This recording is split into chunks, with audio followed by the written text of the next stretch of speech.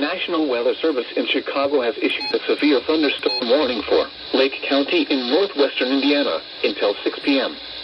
At 5:22 p.m., a severe thunderstorm was located over Crete, or near Cedar, moving east at 45 miles per hour. Hazard, 60 miles per hour wind gusts and half-dollar-size hail. Source, radar indicated. Impact, hail damage to vehicles is expected. Expect wind damage to roofs, siding, and trees.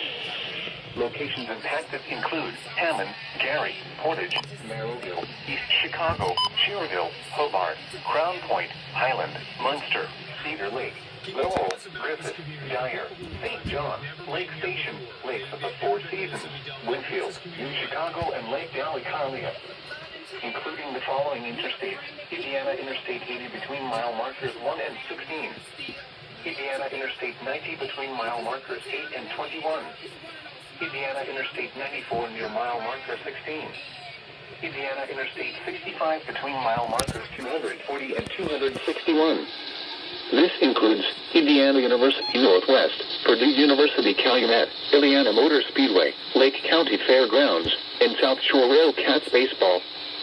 For your protection, move to an interior room on the lowest floor of a building.